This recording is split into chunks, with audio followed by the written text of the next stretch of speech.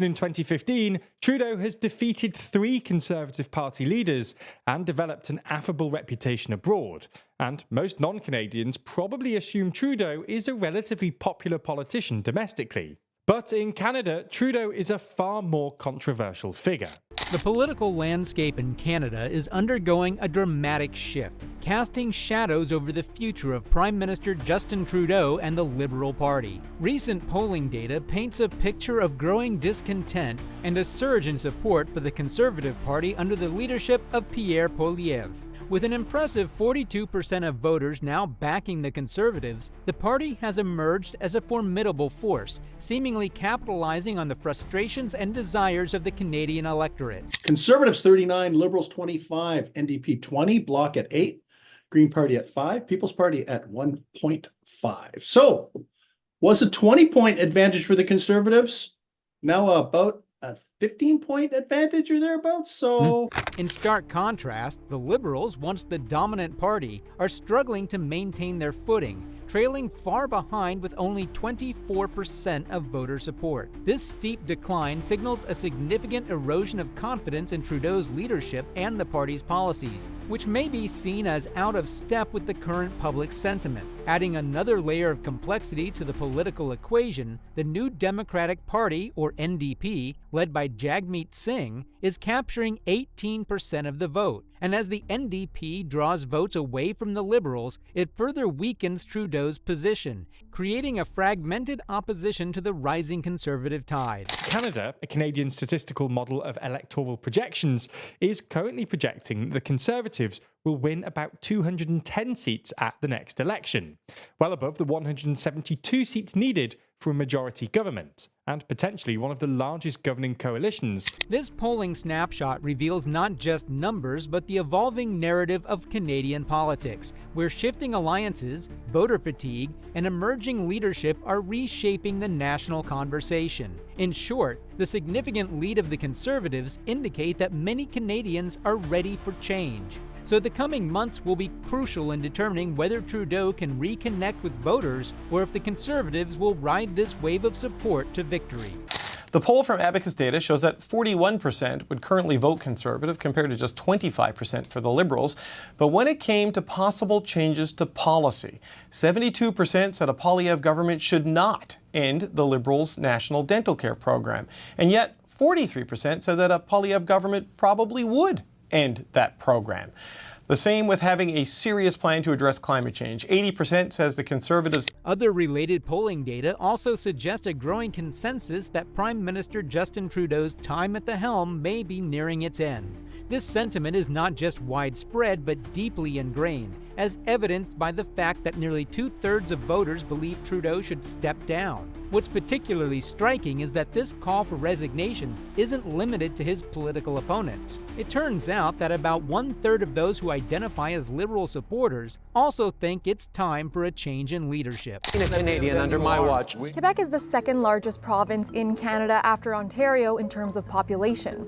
A quarter of all Canadians live here, which is why Quebec has 78 of the 338 seats in the House of Commons. A big challenge for parties trying to win over Quebec voters is that they change their minds a lot compared to other provinces whose voting habits are generally consistent.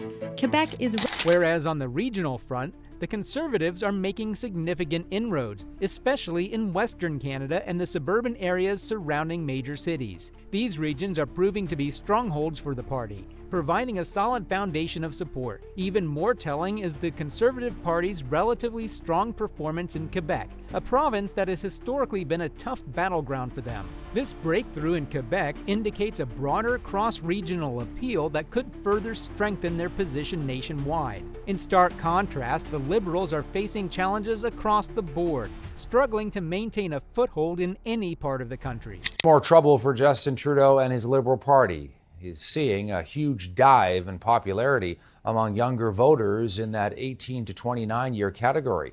And remember, younger voters typically a core part of the Liberal base. This is all according to some new polling numbers coming out from Nanos Research today. This was from the end of August, right now. And take a look. The Conservatives way ahead of the Liberals by more than twice. Demographically, the shift in voter allegiance is also noteworthy. The Conservatives and the New Democratic Party, NDP, are gaining significant traction among younger voters, a demographic that once leaned heavily towards the Liberals. This movement suggests that the Conservatives, in particular, are broadening their appeal, attracting a more younger and diverse voter base. The Liberals, meanwhile, seem to be losing touch with this crucial segment of the electorate, which could spell trouble for their future electoral prospects going forward. Anyway, yeah.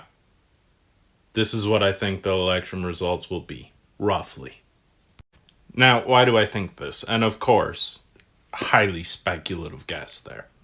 But it's because, for one, election numbers remain fairly consistent. What differs is the amount of seats won in each riding. So as Canada gears up for the next federal election in October 2025, the Liberal Party finds itself at a critical crossroads. The challenges they face are nothing short of desperate. With the clock ticking, the party must confront the reality that its current trajectory is not favorable. The telling numbers and growing discontent among both the public and within the party suggest that a significant course correction is needed if the Liberals hope to regain their footing and remain competitive.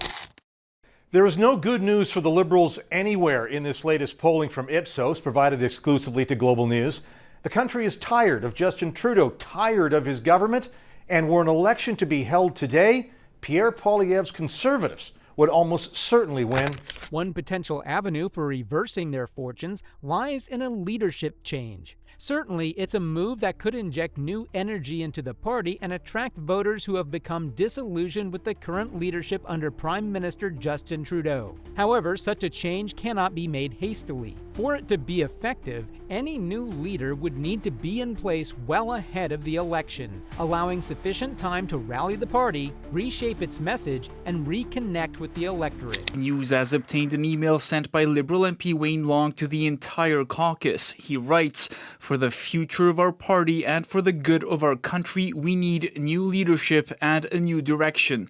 The voters have spoken loud and clear. They want change. I agree." And then there's this. I heard him on more than one occasion say that there is a campaign to push the Prime Minister out the door. This freelance column. Also, the growing dissatisfaction within the party is palpable, and it has begun to spill into the public domain, most notably with the recent email from Liberal MP Wayne Long. Long's bold move to publicly call for Trudeau's resignation has since sent shockwaves through the political landscape. This unprecedented email sent to 155 Liberal caucus members marks the first open demand for a leadership change from within the party's own ranks. Long's frustration stems from what he perceives as Trudeau's mishandling of key issues, particularly climate change and the economy. These are areas where the Prime Minister's policies have failed to meet expectations, according to critics. Columnist for the Toronto Star says he overheard Trudeau's environment minister making phone calls to Liberals while waiting for a train, discussing the internal unhappiness surrounding Trudeau. "If we're not trying to address it, it will fester," Stephen Guilbeault reportedly said, and it makes it more difficult for the boss to stay. Long's email did more than just express personal discontent. It highlighted a broader undercurrent of dissatisfaction within the Liberal caucus. His call for change has since garnered support from other MPs, such as Ken MacDonald. However, not everyone within the party is ready to embrace such drastic measures. Figures like Mark Garson have urged caution, preferring to address grievances internally rather than through public confrontation. To be fair, Trudeau was once regarded as a strong and charismatic leader, capable of galvanizing support and steering the party through challenging times. However, his tenure has been increasingly marred by policy failures, and the recent electoral defeat in Toronto St. Paul's, traditionally a Liberal stronghold, served as a wake-up call for many within the party. Particular has fallen. Guilbeault said in a statement, "One-sided conversations do not reflect the open and honest exchanges he routinely has with colleagues, and Trudeau has his full support." The Prime Minister's office has declined to comment. Rafi Boujikan, UNC. Of much more significance is how the Liberals choose to navigate this internal turmoil in the coming months. Whatever they do will likely determine their fate in the 2025 election. If they fail to address these underlying issues, they risk further erosion of support and possibly handing the Conservatives a decisive advantage. The situation within the Liberal Party has been further complicated by the recent leak of private conversations involving Environment Minister Stephen Guilbeault. His concerns, particularly about Trudeau's handling of critical issues like climate action and border security, have resonated with many who question whether Trudeau is still the right person to lead the party and the country. Minister first told CBC News she believes it's time for him to go. It's time for new ideas, new energy, and a new leader. There's too much at stake in this election, especially on the economy and the climate, Catherine McKenna said in a statement. Despite the mounting pressure, Trudeau has remained resolute in his position, choosing to downplay the significance of these internal disputes. He has framed the disagreements as minor issues that can be resolved with strategic adjustments, rather than acknowledging them as symptoms of a deeper leadership crisis. Trudeau's response reflects a broader strategy of maintaining control and steering the party through what he views as temporary challenges. But this approach underestimates the extent of the discontent within the party and among the electorate. Listen, there are lots of conversations going on about how we make sure we keep working hard to deliver for Canadians. I've had lots of calls with different members of caucus from across the country, not just in the GTA, to talk about how we make sure we're continuing our work connecting with Canadians, to make sure we're continuing to deliver for people.